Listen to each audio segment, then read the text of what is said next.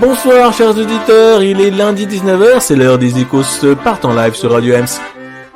Les Icos partent en live, l'émission Backstage, nous invitons les artistes qui nous font vibrer et nous vous les faisons découvrir ou redécouvrir dans cette émission. Ils vont nous faire vibrer, suer et peut-être tomber amoureux, ce sont nos artistes préférés. Éteignez les lumières et montez le son parce que les Icos partent en live, c'est tout de suite sur Radio Ems. Juillet déjà dans les Icos partent en live. Normalement juillet c'est la période estivale où la plupart des émissions de radio font une pause. Ce n'est pas le cas dans les Icos partent en live puisque vous le savez la période estivale c'est la période des festivals et on est très très heureux dans les Icos partent en live de cette période riche qui nous permet de faire des fêtes en plein air avec des très beaux artistes. L'un des festivals que nous préférons dans les Icos partent en live c'est bien les festivals du parc Floral. C'est à côté de chez nous, c'est dans un endroit magnifique avec une très belle nature et il y a pas moins de 4 festivals donc il y en a vraiment pour tous les goûts. La programmation est riche, éclectique, on y fait des découvertes, des très belles découvertes dans une ambiance familiale et très accessible puisque pour la plupart des concerts il ne suffit de payer que l'entrée du parc et depuis 2 ans on peut également écouter quelques-uns des artistes les plus reconnus internationalement dans un cadre un peu plus intime le soir, c'est les Nocturnes. C'est ça, les festivals du Parc Floral. Du coup, l'équipe des Icos partent en live est allée interviewer 2 des artistes qui vont jouer en juillet. Tout de suite, donc, nous accueillons notre premier invité. Celui-ci est un accordéoniste, pour changer, dans les Icos partent en live, mais un accordéoniste de jazz. Il a donc créé un trio en remplaçant le traditionnel piano par l'accordéon. Il nous emmène dans un répertoire de musique autour de la mer Noire. C'est un accordéoniste qui se fait remarquer et qui est de plus en plus connu sur la scène jazz. Il a sorti son premier album avec son trio il y a 1 an, avec Clément Daldosso à la contrebasse et Élie Martin Charrière à la batterie, avec Vincent Perani comme directeur artistique. Il y invite également Vincent Segal au violoncelle et l'Israélien Habib Sheaded Anna au oud. Sans plus attendre, donc, Noé Claire dans les Icos partent en live, c'est tout de suite. Voilà, donc je suis avec Noé Claire, pour un interview dans le cadre de son concert au Paris Jazz Festival. Alors, bonjour Noé. Bonjour. Et merci d'être avec nous dans les Icos partent en live. Est-ce que tu pourrais nous présenter un peu ton trio et puis les instruments qui le composent? Oui, bien sûr. Alors en fait, donc ce trio, c'est un trio qui s'inspire beaucoup de la forme traditionnelle qu'on retrouve dans les trios de jazz, c'est-à-dire les trios donc qui vont de Harold Garner à aujourd'hui Brad Mehldau en passant par Bill Evans. Donc la forme avec piano, contrebasse et batterie.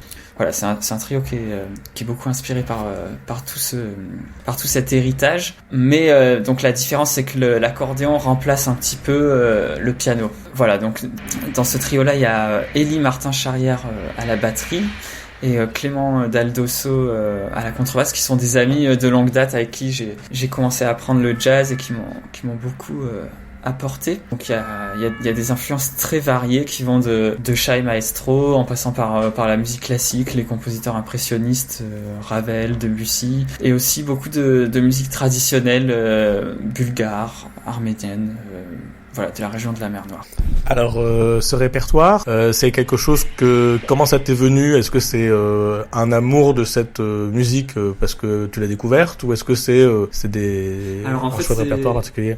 C'est des choses qui sont beaucoup liées à mon parcours et aux rencontres musicales que j'ai pu faire.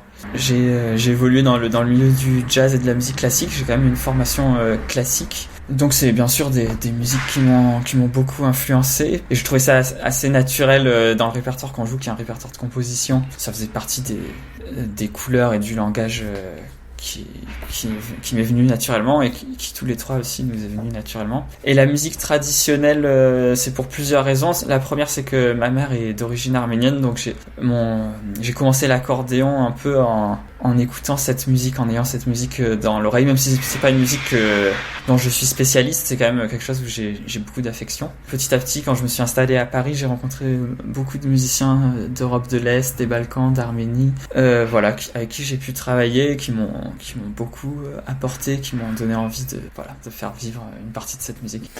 Alors, ton instrument, c'est l'accordéon chromatique. Est-ce que tu peux nous présenter un petit peu c'est quel facteur et surtout est-ce qu'il y a une recette que tu fais particulièrement quand tu joues de cet instrument? Quelle est la recette Noé Claire?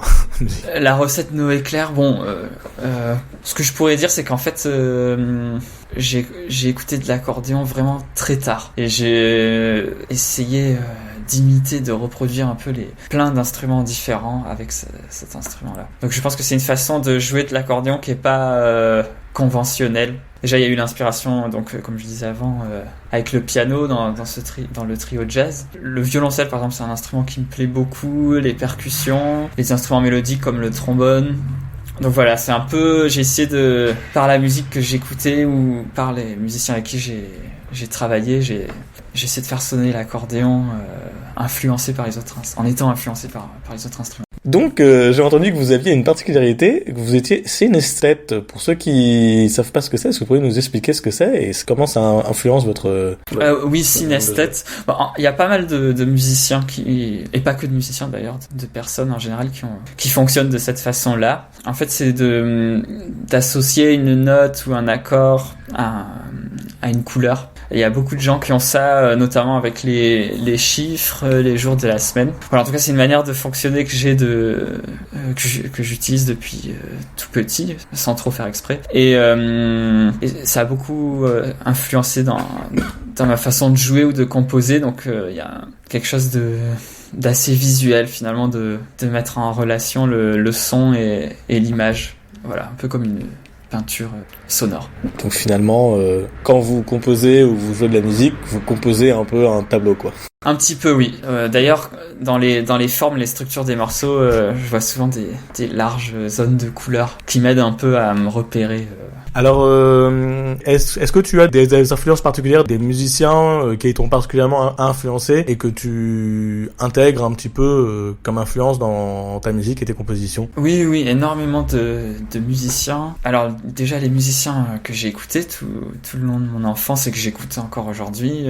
Donc, de nombreux jazzmen, Dave Holland, Shai Maestro, Mike Oitner, Bud Powell. Mais aussi, donc, des compositeurs de musique classique, Bartók, Ligeti, Debussy, Ravel, des musiciens traditionnels, plein de musiques différentes, mais je pense par exemple à Ivo Papazov, qui est un clarinettiste bulgare, magnifique. Et aussi beaucoup de musiques, je pense qu'on retrouve un peu moins dans le trio, mais qui m'ont quand même influencé. Ça va de The Doors à Wu-Tang Clan, enfin plein de choses différentes, quoi. Alors, quand tu fais tes compositions, comment ça marche? Est-ce que c'est la musique qui directement t'arrive dans la tête et tu la reproduis, ou est-ce que c'est je joue un petit peu, je m'enregistre et voilà? Enfin, comment ça se passe En fait, il y a pas trop de règles, ça change. Alors des fois, c'est vraiment il y a quelque chose qui vient, je joue, je l'enregistre, puis finalement je le laisse de côté, j'y retourne plus tard. Et donc comme ça, j'ai un peu une boîte avec plein d'idées. Et après, quand je me mets vraiment dans le travail un peu plus constructif, des fois je pense à une forme en particulier, puis je vais piocher dans ces idées-là et j'organise un peu plus les choses. Voilà, donc ça c'est un peu ma façon personnelle de composer. Après là, donc avec ce groupe-là en particulier, le trio, on a aussi une étape qui est collective quand même. Pour les arrangements. Voilà, qui est très très importante. Donc j'amène pas du tout la vérité absolue. Et généralement, on modifie énormément de choses. Finalement, le morceau que j'amène, des fois, il est beaucoup modifié à la fin. Déjà par ce qu'ils apportent dans leur façon de jouer, d'accompagner ou de voir un peu les choses. Et on n'hésite pas à modifier ensemble les formes, les harmonies, les nuances, les intentions. Et c'est ça que je trouve en fait intéressant, c'est que chacun a son propre recul et sa façon de voir les choses. Est-ce que c'est une musique qui est très écrite et du coup, quand vous la jouez, respectueuse de cette écriture, ou est-ce que c'est plutôt une musique qui va être très improvisée et qui va être construite aussi pendant des sessions live? Alors au début, on part quand même avec un matériel qui est très écrit. Il y a certaines partitions, c'est presque de la musique classique. Et à force de le jouer, en fait, une fois qu'on s'est approprié en fait les compositions, on peut se permettre énormément de liberté, que ce soit dans la forme, dans les solos. Et donc des fois, à force de jouer ces morceaux-là, on se retrouve avec un résultat qui est des fois beaucoup plus improvisé qu'écrit, où il reste une part d'écrite qui est finalement très faible. Et c'est ça que j'aime bien en fait, c'est cette possibilité d'un concert sur l'autre à pouvoir faire quelque chose de différent et pas avoir une attente particulière à chaque fois qu'on va jouer le même morceau. Alors là, il y a donc un album, le premier album, Secret Place. Oui, c'est ça. Donc que vous avez sorti il y a un an à peu près. Oui, c'est ça, en juin, début juin 2021. Donc là, vous êtes encore en promotion de cet album-là, ou est-ce que vous avez déjà une écriture pour le deuxième? Oui, alors en fait, on est encore sur la tournée de cet album-là, mais on commence déjà à intégrer au fil des concerts beaucoup de nouveaux répertoires. Voilà, tout simplement parce qu'on a ce besoin de changer, d'explorer. Il y aura un second album à la fin de l'année qui va sortir début 2024. Une fois qu'on aura... En fait, je trouve ça important de jouer beaucoup un répertoire avant d'enregistrer un album. Donc l'année prochaine, les concerts, voilà, on va beaucoup jouer ce nouveau répertoire pour ensuite le sortir. Parce que quand on enregistre, c'est vraiment pas pareil s'il y a eu beaucoup de concerts avant, plutôt que d'enregistrer sans avoir beaucoup joué. Il se passe vraiment pas les mêmes choses et c'est pas du tout le même son. Alors, je propose qu'on écoute un extrait donc de cet album, et puis on revient juste après pour parler un peu plus donc de ta musique. Tout de suite, nous écoutons Obos, une chanson que vous pourrez trouver sur l'album Secret Place de Noé Claire Trio, et on se retrouve juste après.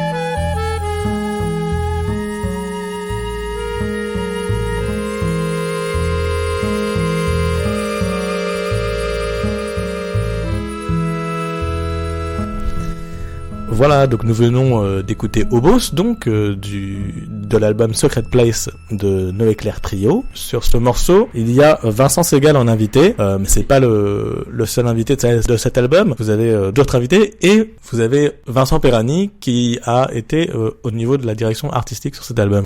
Oui, donc j'ai fait ce choix-là d'inviter pour plusieurs raisons. Donc le choix de Vincent Segal, c'est parce que je l'avais rencontré quand j'étais encore étudiant à une académie, l'académie de Villecroze. Donc c'était un stage où il donnait des cours et pendant 15 jours j'ai travaillé avec lui. Et donc c'était vraiment une chance et on a beaucoup regardé la musique qui se trouve aujourd'hui sur l'album. On l'a un peu joué ensemble à ce moment-là, il m'a donné beaucoup de conseils, donc je trouvais que ça faisait sens de l'inviter sur un titre. Le choix de Habib Shehadehana, c'est autre chose, c'est que j'ai beaucoup joué avec lui, c'est un joueur de oud qui habite à Haïfa en Israël, donc on a beaucoup joué là-bas avec des musiciens israéliens, des musiciens palestiniens. Voilà, donc un répertoire de musique arabe, c'était une musique que je connaissais pas du tout et voilà, vraiment pour moi c'était un choc, pur moment de bonheur. Je parlais très mal anglais à ce moment-là, bon c'est un petit peu mieux maintenant. Et lui aussi, donc on faisait qu'avec les oreilles, quoi. C'était le seul moyen. Et sans partition, donc c'était une façon différente de travailler et la façon qu'il avait d'ornementer les mélodies, une approche de la musique totalement différente, ça m'a énormément plu. Et voilà, ça, pareil, ça faisait sens de l'inviter sur l'album. Voilà, je voulais pas inviter des personnes un peu au hasard. Je tenais à ce que ce soit vraiment représentatif de parcours et d'expériences qui m'ont nourri. Alors moi j'ai une question parce que là on parle de voyage en Israël avec des musiciens israéliens. La place de l'accordéon là-bas, c'est un instrument qui est assez courant ou est-ce que ça reste singulier dans la musique arabe?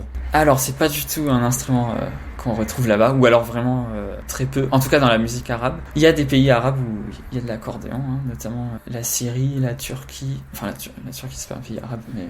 Et lui en fait il avait vraiment cette passion pour le son de l'accordéon. Il avait déjà joué avec des accordéonistes avant. Il est aussi en fait compositeur de musique de film, notamment La Visite de la fanfare en Égypte, enfin plusieurs films, et il y a certains films qui se passent un peu en Europe, un peu en Israël ou dans d'autres pays. Donc il avait déjà un peu cette volonté de mélanger, de mêler plusieurs cultures. Donc j'ai fait un pas vers lui, mais il a fait aussi un pas vers moi. C'est ça qui était intéressant dans la rencontre. La musique qui rassemble les gens, c'est une belle image. Voilà, on peut dire ça comme ça. Ouais. Et du coup, donc vous avez Vincent Perani, donc qui était à la direction artistique de cet album-là. Du coup, qu'est-ce que ça a apporté au niveau de cet album Alors, c'était vraiment une chance de l'avoir avec nous. Ça a apporté beaucoup de choses. Il est venu déjà à plusieurs moments de répétition, différentes étapes d'évolution du répertoire. Donc déjà il avait un regard extérieur, ce qui fait beaucoup de bien, parce que des fois on a un peu le nez dans le guidon et on se rend pas trop compte de ce qui marche, ce qui marche pas. Donc d'ailleurs tout à l'heure on parlait du procédé de composition, ça a joué un peu, il a un peu modifié avec nous, enfin il nous a suggéré certaines modifications qui ont fait du bien, je pense, au répertoire. Après, c'est un musicien, en plus d'être accordéoniste, qui a joué avec énormément de grands musiciens. Et pour le contrebassiste, le batteur, le trio en lui-même, c'était vraiment super de l'avoir. Il nous suggérait beaucoup de choses qui permettaient de rendre les instruments complémentaires, les rôles complémentaires. Donc vraiment une vision qui était très, très riche pour nous. Est-ce que parfois les instruments que vous avez se marchent un peu dessus au niveau des fréquences et des sonorités? Parce que je sais que l'accordéon, on peut vraiment avoir une gamme très forte en termes d'aigus et de basse. Oui. On peut aller vraiment dans la basse et de temps en temps... oui, l'ambitus de l'accordéon, il est énorme, donc évidemment, c'est possible de se retrouver dans les mêmes registres que la contrebasse.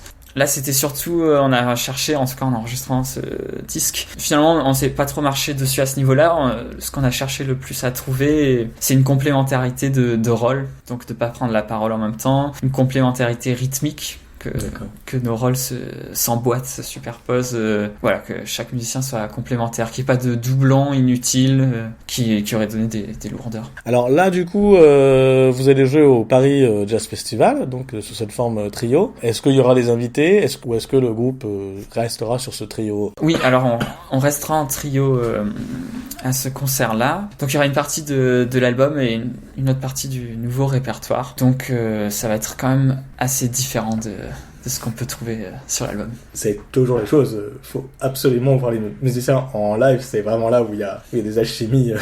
Oui, c'est là où il se passe le plus de choses, notamment sur la forme des morceaux, les durées, il peut se passer plein de choses. On sait pas encore en fait ce qui va se passer. C'est ça qui est stimulant. La musique vivante. Est-ce que vous avez une anecdote, un concert que vous auriez particulièrement apprécié et un autre particulièrement où c'était pas très bien passé? Les pires concerts qu'il y a pu avoir, c'était avec des sons, une sonorisation qui n'était pas optimale, mais ça arrive souvent, ça.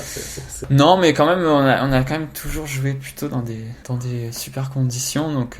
Bah, vous avez bien de la chance. Si, les souvenirs de bons concerts, c'est les concerts en tout cas où on s'est il y avait un lâcher prise, et donc comme ça sur le moment on se dit c'était pas un bon concert, c'était même peut-être un mauvais concert, parce que bon, c'était pas ce qu'il y avait de plus propre, ou de plus, il y avait un peu des choses imprévues, mais finalement même si c'est moins propre, des fois c'est plus vivant en fait. Donc je pense que ça captive plus autant nous que le public. Donc des fois on se disait oh là là, vraiment là c'était quand même, il y avait des choses vraiment pas terribles, et en fait on avait des fois plus de retours positifs du public que finalement des concerts qui étaient plus sages, quoi. Donc c'est toujours une balance entre pousser au maximum le risque tout en gardant une base solide. Alors pour finir, dans les Icos Part en Live, on pose une question ouverte aux musiciens. Donc c'est est-ce que vous avez un message que vous aimeriez dire aux gens qui nous écoutent? Ça peut être tout et n'importe quoi, et j'insiste sur le tout et n'importe quoi. Bah déjà, je ne peux que vous inviter à venir donc le 9 juillet à 15h au Parc Floral, au Paris Jazz Festival. C'est vraiment un cadre sublime, donc je pense que ça va être un très bon moment. Enfin en tout cas je l'espère. Et d'ailleurs, je vous invite à aller voir plein de concerts de ce festival qui a une superbe programmation. Voilà, il y aura beaucoup de concerts, notamment à Paris l'année prochaine. Donc n'hésitez pas à vous suivre. Du coup, on va vous suivre. Donc on donnera toutes les adresses pour suivre votre actualité, pour acheter l'album, bien sûr, et puis pour aller vous voir en concert. Très bientôt, si on a raté le Paris Jazz Festival. Merci beaucoup, Noé. Un grand merci. Oui. Et puis à très bientôt. À bientôt, ouais, merci. C'était Noé Claire dans les Icos Part en Live. Merci à lui d'avoir accepté cette interview. Tout de suite, nous écoutons un dernier extrait de son album Secret Place. La chanson s'appelle Première Pluie. On se retrouve juste après.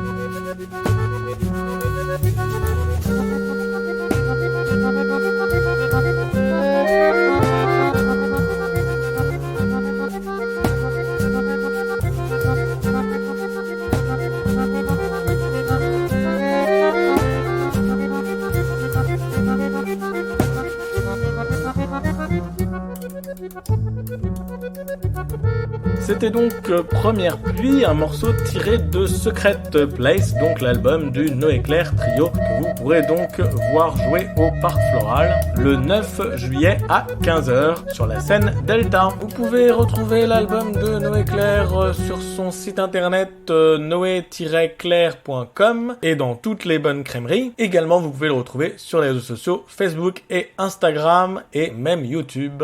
Pour ceux qui malheureusement ne seraient pas dispo, donc ce 9 juillet à 15h au Parc Floral, il jouera la veille, le 8 juillet, au Buffet Musical à Noisy-le-Sec, place du Moulin Fondu, dans la cité des Carouges à 19h. Il jouera également le lendemain, donc le 10 juillet à 14h à Champigny-sur-Marne, au Parc départemental du Plateau, dans le cadre de concerts de jazz au Parc du Plateau. Tout de suite, nous passons à notre deuxième invité dans les Icos Part en Live de juillet. C'est également une artiste qui va donc être dans les festivals du Parc Floral. En vrai, c'est l'artiste fil rouge puisqu'elle joue dans 3 des 4 festivals.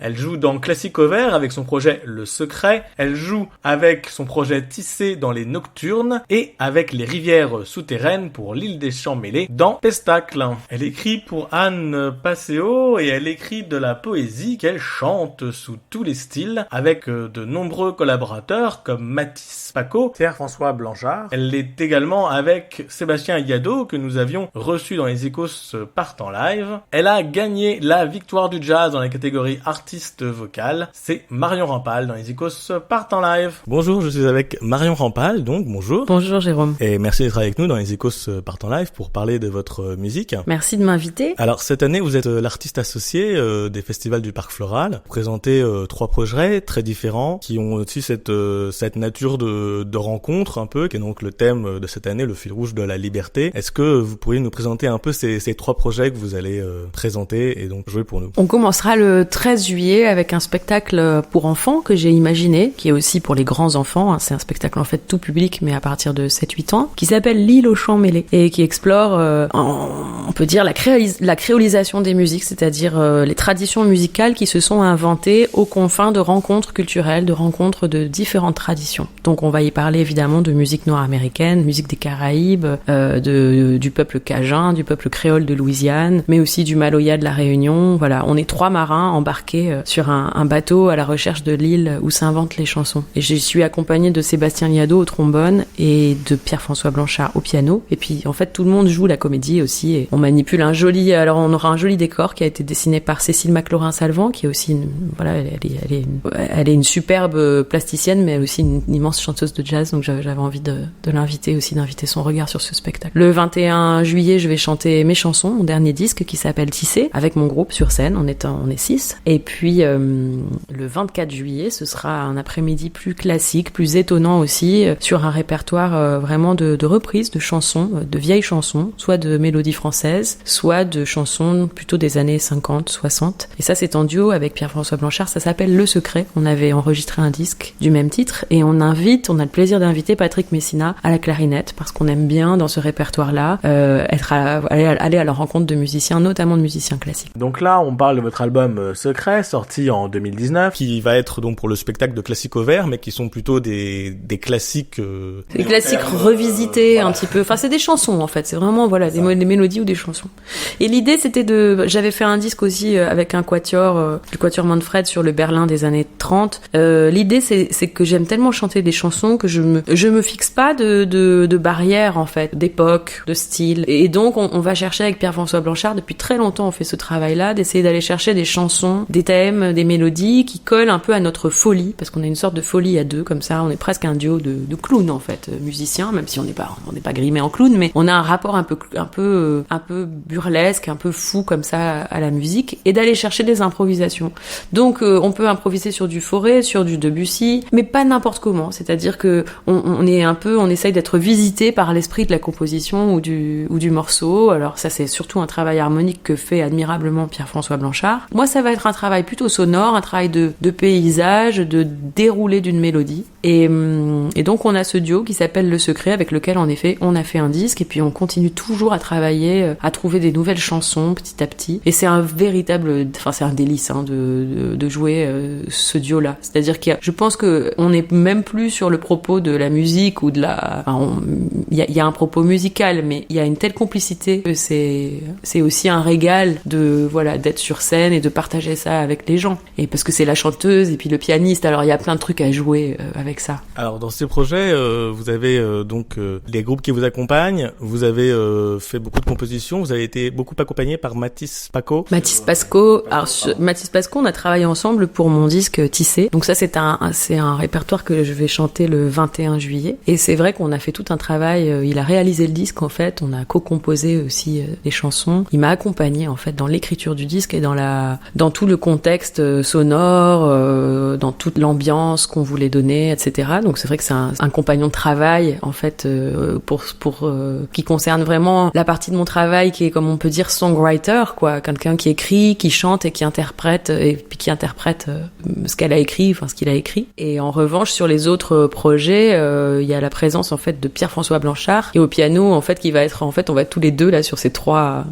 programmes. Sébastien Liado au trombone qu'on retrouve et sur Tissé et sur L'Île aux Chants Mêlés. Donc c'est vrai que ce sont pas trois projets qui ont rien à voir les uns avec les autres. Par exemple, dans L'Île aux Chants Mêlés, il y a une ou deux compositions qu'on a faites avec Mathis d'ailleurs. Il y a une chanson qui s'appelle L'Île aux Chants Mêlés qui est aussi dans le disque. Il y a une perméabilité entre les répertoires. C'est important pour moi d'avoir, je dis pas la même chose, ou alors je crois que je viens dire un peu la même chose, exprimer la même chose, mais avec des couleurs différentes ou avec des rapports au public aussi qui sont différents. Entre un duo piano-voix qui est plus un récital, mais aussi qui emprunte beaucoup au cabaret, où on est très proche du public, entre un programme plus en sextet où je suis vraiment dans mes chansons, complètement plongée dans ma musique, et puis un programme plus de théâtre musical où tout ce que je peux raconter là en blablatant une interview passe par le truchement de la narration, de la dramaturgie, de la poésie, et d'être sur scène moi-même en train de raconter cette quête que j'ai là des mélanges musicaux et des rencontres de culture, parce que ça m'anime énormément et c'est un plaisir de le faire, notamment pour les petits, pour les jeunes publics. Alors j'ai entendu que dans votre processus de création il y avait ce côté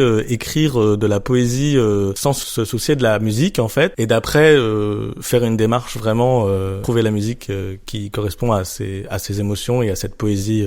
C'est des va-et-vient et il y a plusieurs petites méthodes que j'ai. Ce qui est sûr, c'est que pendant des années, et je le fais encore maintenant, j'ai des mélodies qui viennent, donc plutôt du chant, des mélodies, et là, il n'y a pas forcément de texte tout de suite. Ça va être plutôt une sorte de proto-texte, quoi, de yaourt en fait. Et des fois, c'est très important parce que tel son ou tel phonème va vraiment sonner à cet endroit-là de la gamme ou du registre, et donc je m'attache à trouver les mots les plus proches, comme si je déchiffrais un message, quoi. À côté de ça, c'est vrai que j'ai une pratique poétique qui est d'écrire, voilà, des poèmes, des fragments, des petits bouts de texte en prose, dont je me sers plus tard, souvent dans lesquels je vais piocher pour une chanson, parce qu'il va y avoir une image ou une thématique qui est forte, donc j'ai envie de renforcer la chanson. Alors c'est un va-et-vient comme ça entre une pratique vocale et une pratique poétique. Et la chanson, c'est le tissage entre ces deux pratiques-là, en fait. Alors, il y avait effectivement cette belle image que vous parliez de tissage avec des trous, des choses qui s'entremêlent. Dans votre disque Tissé, il y a finalement un peu de soul, un peu de blues, il y a énormément de genres qui se rencontrent. Est-ce que ça aussi c'est votre volonté,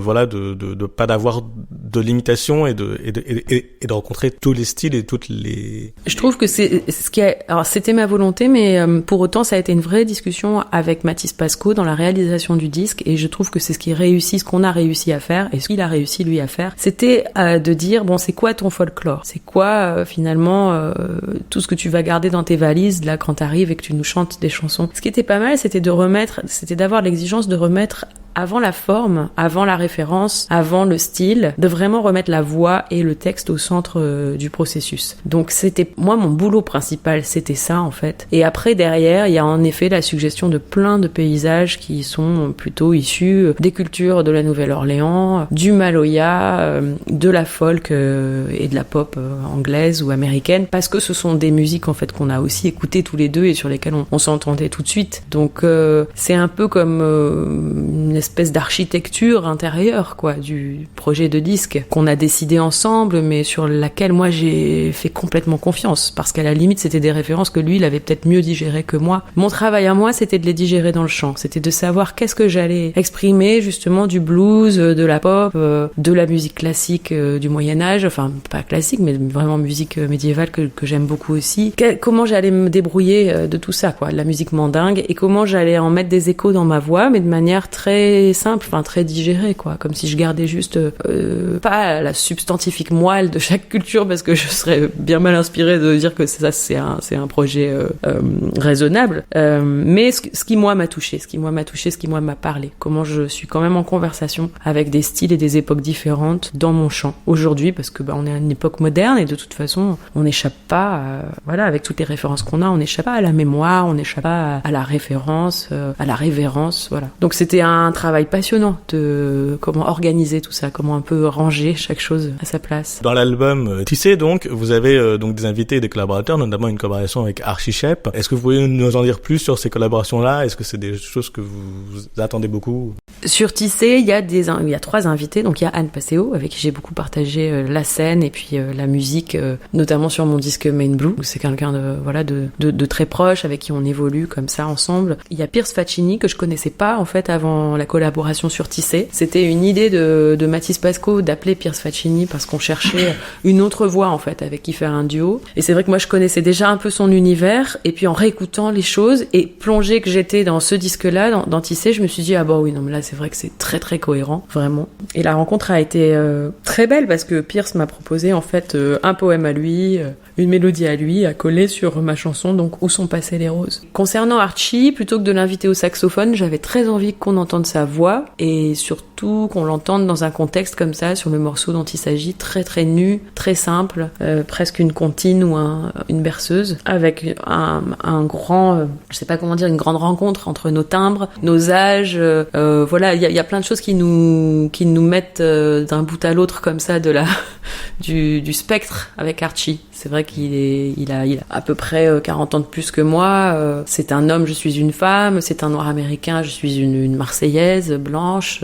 Voilà, il y a plein de choses. Il est américain, je suis française. Et j'aime beaucoup. Et en même temps, on est très proches quand on chante ensemble ou quand on travaille ensemble. Donc je voulais aussi mettre ça un peu en lumière sur ce morceau-là. Et puis qu'on ait sa voix, enfin c'est un cadeau, hein. Ce qu'il chante là-dessus, c'est vraiment, je sais pas, c'est une sorte de témoignage, d'apparition comme ça. Donc c'était très fort. Alors, je propose qu'on écoute un extrait donc, de cet album et on se retrouve juste après pour parler un peu plus de la musique. Tout de suite, nous écoutons Où sont passées les roses, Marion Rampal avec Pierce Faccini. C'est un extrait de l'album donc Tissé. À l'ombre de Quimant, nous allons nous prendre au jeu du monde. Nous reverrons les heures du choix qui tanguent sur les ondes, qui grondent dans son jardin, qui fondent sur la route, qui osent à travers moi, qui grondent sous mon doute.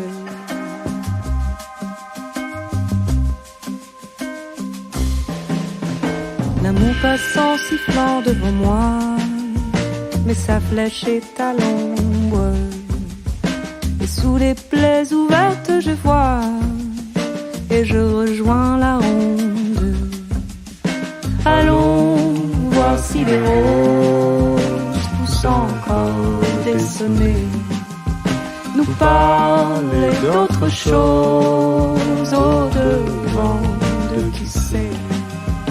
Allons voir si les roses poussent encore des sonnets, nous parler d'autre chose au-devant de qui sait.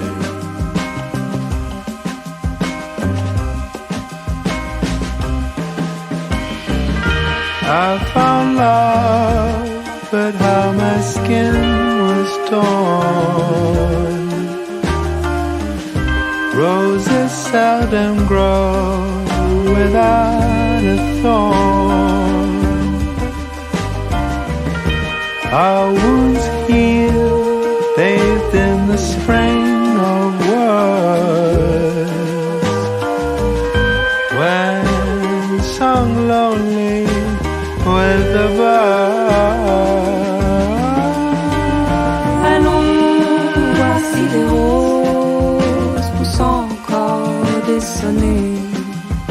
nous parler d'autre chose au-devant de qui sait.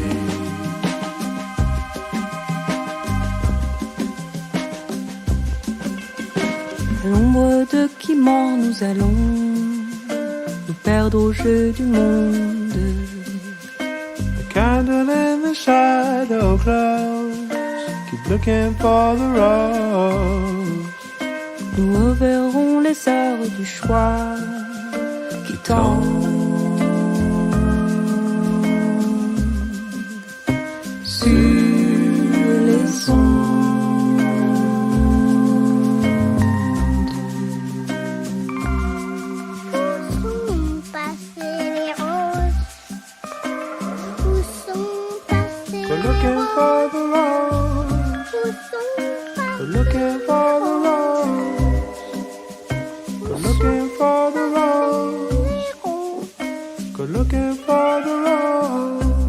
Parmi l'un des styles que vous avez, donc notamment sur l'île des Champs Mêlés, il y a un peu ce côté criolisation qui est important dans ces projets-là. Est-ce que c'était vraiment une démarche réfléchie ou c'est des choses que vous avez rencontrées entre-temps et que vous avez pris le vent Non, c'est une démarche réfléchie parce que c'est un concept qui est très important et c'est un concept qui est un concept des doigts glissants dont dont beaucoup de gens se saisissent et c'est plutôt bien que les artistes s'en saisissent. Alors le premier proche musicien artiste qui a utilisé ça, enfin je dis pas le premier dans l'absolu, mais dans mes proches c'était Raphaël Imbert et il avait fait toute une résidence comme ça qui s'appelait Créolisons le monde et c'est un concept qui nous permet de mettre en évidence le mix des cultures, leur interdépendance, leur choc, leur rencontre. Et on s'est beaucoup inspiré, notamment avec Martin Sarrazac, qui a écrit le texte de l'île aux Champs Mêlés, de ces concepts-là, aussi du concept du tout monde chez Glissant. Alors, ça paraît un peu un télo comme ça, quand j'en parle. Mais il faut savoir que ce sont des boussoles, en fait. Les idées, les théories, c'est des choses dont on peut s'inspirer dans une œuvre ou dans une écriture. C'est des choses dont on peut s'orienter, en tout cas. J'ai entendu aussi que vous aviez beaucoup écrit en anglais et que maintenant vous étiez passé en français. Qu'est-ce qui a donné cette transition-là? Quel a été C'était un très lent processus parce que on m'a toujours dit oh là là mais t'écris en anglais donc en gros on comprend rien aux paroles, on sait pas et je me suis beaucoup planquée derrière l'anglais pendant des années, c'est-à-dire entre 14 et 35 ans quoi. Donc pendant vraiment longtemps. Avec une passion pour l'anglais, je veux dire, c'est vraiment une langue que j'aime, c'est une langue que j'aime toujours chanter. Et puis peu à peu, il y avait cette envie, cette curiosité de chanter en français, avec beaucoup de pudeur, vraiment avec une pudeur maladive, quoi. Et ça a commencé en faisant des reprises, justement avec Pierre-François Blanchard, en abordant cette idée de la mélodie française, de se dire, mais nous on est musiciens de jazz, alors c'est quoi nos standards à nous? C'est peut-être pas But Not For Me, c'est peut-être pas, voilà, même si c'est une culture qui est très partagée par l'Europe et les États-Unis, mais quand même, est-ce qu'il y a des choses à faire sonner en français? Et il y a beaucoup de gens, proches ou pas proches, qui avaient eu cette parole qui m'a marqué, quoi, qui m'a travaillé. Ah mais tu devrais chanter en français. Ah mais c'est ça qui sonne. Et en 2012, je débarque à la Nouvelle-Orléans pour un voyage comme ça, voilà, de recherche. Et puis j'étais allée voir une amie songwriter là-bas, et je tombe sur des enregistrements d'archives de femmes créoles, louisianaises ou cajun, enregistrées dans les années 70-80 dans leur maison, dans leur cuisine. Et là, elles chantent des chansons qui viennent en fait alors soit du Canada, soit carrément plus avant d'Auvergne, de Bretagne, beaucoup de Bretagne. Et j'entends un français mais en fait je tombe amoureuse quoi. Vraiment, c'est un choc d'entendre un français qui sonne si bien, et à l'époque, j'écoute pas vraiment beaucoup de musique créole ou des musiques des Caraïbes ou de la Réunion, c'est des choses que je découvre un petit peu plus tard, des musiques d'Afrique francophone, ou en tout cas je les écoute mais je les entends pas vraiment. Et il y a quelque chose dans l'expérience de moi-même commencer à écrire des textes et à les chanter dans cette langue que je me suis inventée, qui s'appelle la langue des cœurs coulés, qui du coup m'a ouvert les portes, voilà, de plein d'autres cultures. Enfin, c'est plus du français, c'est de la francophonie. Je suis plus intéressée par ce concept-là, par une langue qui se laisse malaxer, irriguer, revivifier par d'autres colloques, par d'autres. Mais je suis marseillaise, donc déjà, je parle sans accent et je parle un français à peu près correct, alors moins bien qu'à Tours, mais en fait, je suis déjà habituée à beaucoup de mélanges et de choses très voilà, très très rigolote, très idiosyncratique, très locale, avec vraiment des tons de voix. Il y a quelqu'un que j'aime beaucoup qui s'appelle André Mainviel, qui a travaillé beaucoup là-dessus sur les accents, les expressions. Donc c'est des choses dont j'ai le goût. Il y a l'Occitanie qui est pas très loin, donc il y a cette influence. Moi je me sens très troubadour, enfin très troubadouresse. J'ai jamais trop travaillé cette musique-là ou fait référence à ces musiques-là, contrairement à beaucoup de musiciens qui viennent de là d'où je viens, parce qu'il y a une scène justement de musique occitane assez fabuleuse dans le sud-est et le sud-ouest de la France. Donc je suis allée plus chercher du côté, c'est vrai, des bluesmen et blueswomen noirs américains, mais j'ai la sensation que cette idée du blues, elle était déjà un peu présente. Enfin, il y a quelque chose de présent déjà chez la figure du troubadour. Concernant donc cette écriture que vous avez, vous écrivez pour vous, mais vous écrivez aussi pour les autres. Vous avez écrit pour Anne Passeo. Est-ce que du coup c'est la même chose d'écrire pour soi et pour les autres? Qu'est-ce que ça implique d'écrire pour les autres? J'ai écrit pour Anne beaucoup, c'est vrai, enfin ces derniers temps, et pour Raphaël Imbert aussi. J'avais écrit pour une chanteuse de jazz extraordinaire qui s'appelle Virginie Téchenet. Ce que j'aime beaucoup, c'est écrire pour une voix, c'est écrire pour une autre voix sur des compositions. Alors c'est particulier parfois, en particulier chez Anne, quand j'écris pour Anne, c'est vraiment je sais pas comment dire, il y a une espèce de savoir-faire particulier à avoir parce qu'il faut être habitué aussi à ses mélodies, à ses intervalles, au rythme des phrases, et donc trouver des mots qui puissent à la fois faire sens, mais aussi être fluides à chanter dans la mélodie qu'elle a proposée. Donc c'est un exercice, moi, que je trouve génial parce que j'aime bien travailler dans la contrainte, dans la commande en fait, quoi. Et puis on se plonge aussi dans l'imaginaire de quelqu'un, et ça j'adore. C'est-à-dire que je questionne beaucoup le compositeur, quoi. Mais alors qu'est-ce que t'as voulu dire? Ça parle de quoi?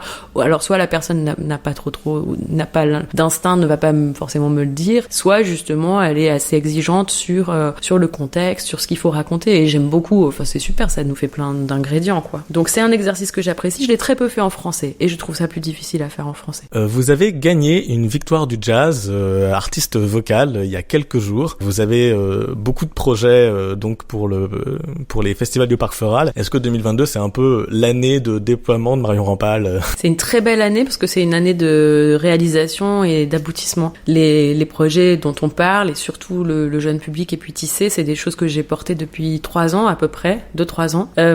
Et en fait, je suis particulièrement fière parce que c'est des choses que j'ai produites aussi toute seule. Avec Pierre-François Blanchard, on a monté une compagnie il y a quelques années dont on se servait, mais bon, assez timidement. Et puis là, venue l'année de la pandémie, on s'est vraiment décidé à passer aux choses sérieuses. Et moi, j'étais un peu dans une relation décousue avec les labels avec qui j'avais travaillé ou avec qui je devais travailler. Donc voilà. Et puis mon tourneur et producteur à l'époque, François Perratou, qui est un homme extraordinaire et qui préparait sa retraite. Il y avait un enjeu de se débrouiller tout seul ou de trouver d'autres gens, et j'ai bien apprécié cette idée de se débrouiller tout seul. Voilà. Les rivières souterraines, ouais, qui est une expression de Pierre Barou, qui est quelqu'un qui était assez important pour nous, surtout pour Pierre-François, puisque ça a été son pianiste, il l'a accompagné. Donc voilà, du coup, c'était une belle année, un bel aboutissement, mais moi, j'ai trouvé ça merveilleux, en fait, de recevoir la victoire artiste vocale. Enfin, c'est quelque chose de très agréable, de très et que je vis en même temps avec quelque chose d'assez doux, parce que je me dis pas, oh, je suis pas légitime, oh, je suis pas. Enfin, je veux dire, il y a des chanteuses qui chantent 1000 fois mieux que moi dans le jazz aujourd'hui. Je l'ai pas vu comme un truc, vous êtes vraiment la meilleure, parce que c'est pas du tout ça, c'est pas un concours. Mais je l'ai vu comme un moment où je sais pas comment dire, mais tout ce que je faisais devenait visible, se manifestait, pouvait trouver un écho. Et ça, c'est très rassurant et c'est très apaisant quand on a mis tant d'énergie dans tous ces projets. C'est finalement une belle récompense pour tout l'investissement que vous avez mis. C'est ça. Et ça encourage pour la suite. Ça donne beaucoup de confiance. Alors justement, il y a une question que je vous ai pas posée concernant la suite. Est-ce qu'il y a déjà des projets prévus, des projets en préparation? Alors déjà avec Le Secret, avec ce duo avec Pierre-François Blanchard, il se trouve qu'on a beaucoup de dates l'an prochain. Enfin beaucoup pour nous parce qu'on n'a jamais beaucoup joué. Et là on va beaucoup le jouer sur la saison 22-23, donc on est très très heureux. Je prépare un nouveau disque pour les 2 ans à venir. En tout cas, je suis toujours en train d'écrire parce que la rencontre avec Mathis Pasco a déclenché une sorte de comme ça de ouais, et puis puis de nouvelles façons d'écrire et beaucoup plus quotidiennes, beaucoup plus cadrées en fait. Donc il se trouve que là j'ai en magasin des nouvelles chansons et puis je rêve un nouveau spectacle mais qui va passer par donc un peu dans la suite de l'île aux champs mêlés, qui va passer par des voyages et des rencontres avant tout. Des rencontres peut-être aussi des choses comme on est en train de faire, c'est-à-dire des entretiens avec d'autres artistes pour pouvoir petit à petit trouver quelque chose à raconter. Et je vais être toujours sur cette idée de ce que j'appelle une anthropologie poétique de la chanson francophone, donc à la recherche d'archives, en conversation avec des vieilles archives aussi. Et ça va me prendre pas mal de temps de faire ça bien, et j'ai envie de prendre le temps pour une fois. Donc voilà un peu mes destinations là pour les prochaines années. Là, vous avez enchaîné beaucoup de concerts. Est-ce que vous avez une expérience très bonne de concert et très mauvaise? Est-ce que vous avez... Franchement, depuis qu'on a repris les concerts, donc il y en avait un petit peu à l'été 2020, et puis après on a été interdit de concerts en 21. J'ai trouvé que de toute façon, les expériences sur scène avaient une saveur particulière. Je trouve que d'avoir été privé si longtemps de monter sur scène et de rencontrer le public, à mon avis inversement pour le public, parce que je l'ai senti aussi moi en allant voir des concerts. Il y a quelque chose de précieux qui s'est mis en évidence, quoi. Donc je suis quand même souvent à la fête, quoi, quand je suis en concert. Et ça m'a fait du bien aussi de quitter la scène pendant quelques mois, parce que j'ai pu, je pense, raffermir un peu mon identité d'artiste et me poser des bonnes questions et arriver à la fois avec une nouvelle fragilité, à la fois avec en assumant le plaisir, quoi, de chanter, d'être avec les gens, de leur parler. Et ça, c'est assez nouveau, enfin, c'était déjà un peu là, mais je commence à me sentir plus à l'aise là-dedans. Donc j'ai beaucoup de plaisir, ouais, à chaque fois à être sur scène. Alors là, on n'a plus beaucoup de temps. Dans les Icos Partent en live, on a une tradition, c'est de faire une question ouverte. Voilà, c'est pour si les artistes ont envie de adresser un message, ça peut être tout et n'importe quoi. Alors j'ai pas de voiture à vendre, hein, comme je disais, mais non, il me vient quelque chose à partager, c'est que moi je suis une grande fan de Patti Smith, qui est une artiste extraordinaire, toujours très très présente. Et en fait, il se trouve que Patti Smith a fait depuis le confinement, enfin depuis la pandémie, une sorte de petit blog dans lequel elle poste des poèmes, des vidéos, des chansons. Elle a même une petite newsletter aussi très régulière. Et je trouve que c'est formidable. Donc pour les gens qui sont curieux de ça et qui aiment Patti Smith, allez vous inscrire à sa newsletter parce que c'est une belle façon de rester au contact du public. Et vu l'âge qu'elle a, enfin bon, elle est pas très très vieille, mais je trouve ça admirable en fait d'être à son âge et à son niveau de notoriété et tout aussi présente et aussi vive dans sa création, quoi. Et dans le partage, quoi. Et dans le partage, surtout, ouais. Marion Rampal, donc nous pourrons avoir le 13 juillet à 14h pour Marion Rampal et l'île aux champs mêlés. Le 21 juillet avec donc Cécile McLaurin et Salvan. Et puis le 24 juillet avec Pierre-François Blanchard et Patrick Messina pour Le Secret. Il y a donc 2 albums, si je dis pas de bêtises, Tissé, qui vient de sortir cette année, c'est et ça, Le Secret. En 2019. Comment est-ce qu'on vous suit pour les prochains, parce que vous êtes en train de J'ai me un dire site internet qui est sous mon nom. J'ai un site internet et puis je suis présente sur les réseaux, en tout cas Facebook, Instagram. Donc voilà, on trouve pas mal de choses sur l'internet, comme on dit. Et puis il faut venir au Parc Floral parce que c'est un magnifique cadre, c'est gratuit ou presque, on peut emmener les enfants, c'est vraiment un super cadre pour voir des concerts. Et là, il y en a pour tous les goûts. Et si on est curieux, enfin si on n'aime pas, on peut partir, c'est ça qui est bien aussi de ces festivals. Donc soyez curieux et venez au Parc Floral. Ouais. Merci beaucoup Marion pour cette interview. À très bientôt. À bientôt, merci Jérôme. Pour terminer cette interview, je propose d'écouter un dernier extrait de l'album Tissé de Marion Rampal, qui s'appelle À voler.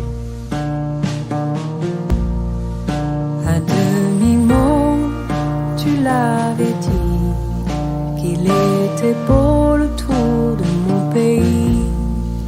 Puis t'as filé, t'es en allée.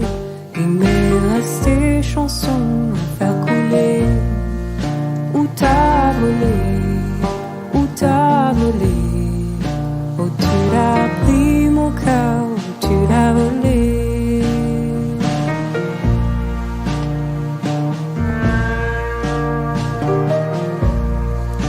À demi là, sous les grands arbres, caché de tout, j'ai pas caché mes larmes. Qui n'entend pas, qui n'est pas là. Si l'oiseau chante au loin, c'est moins que du drame. Où t'as volé, oh tu l'as pris mon cœur, oh tu l'as volé. Où t'as volé, oh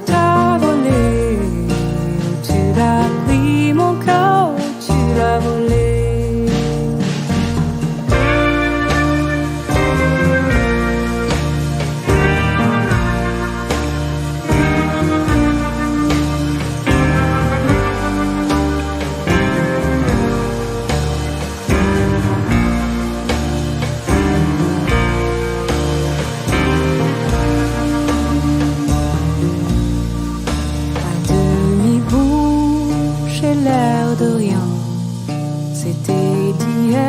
j'aurai pas de mots.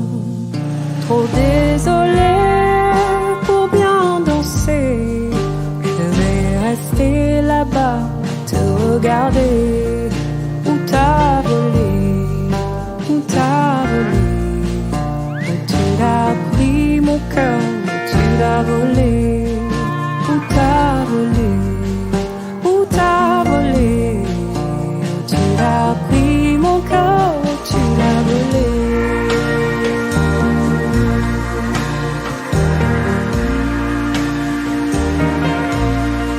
À voler donc, que vous pouvez retrouver sur l'album Tissé de Marion Rampal, sorti cette année. Vous avez également l'album Secret, sorti en 2019, qui est toujours disponible. Merci donc à Marion Rampal d'être venue dans les Ecos Partent en live. Pour rappel, elle sera sous 3 dates au Festival du Parc Floral. Le 13 juillet à 14h avec le projet de L'Île aux Champs Mêlés, dans le cadre du Festival Pestacle. Le 21 juillet à 20h30 pendant les Nocturnes, avec son projet Tissé en sextet, et le 24 juillet à 16h dans le cadre de Classique au vert avec Pierre-François Blanchard et Patrick de Messina en invité pour son projet Le Secret. Les Icos partent en live, c'est terminé pour aujourd'hui. Nous recevions en première partie Noé Claire pour Noé Claire Trio qui sera également au Parc Floral le 9 juillet à 15h sur la scène Delta. Et si vous n'êtes pas disponible à cette date-là, je vous rappelle qu'il passe également au Bouffée Musicale à Noisy-le-Sec à 19h le 8 juillet et à Champigny-sur-Marne le 10 juillet au Parc départemental du Plateau à 14h dans le cadre des concerts de jazz au Parc du Plateau. Pour connaître toute la programmation du festival du Parc Floral, retrouvez Radio M aime les festivals tous les samedis cet été à 11h après les chroniques de l'Est parisien et les infos, et également disponible en podcast. En juillet pour le mois de juillet, en août pour août. C'était les Icos partent en live du mois de juillet. Nous devons rendre l'antenne. Je vous souhaite une très bonne journée à tous et je vous donne rendez-vous le mois prochain sur Radio Ems. Bonne journée.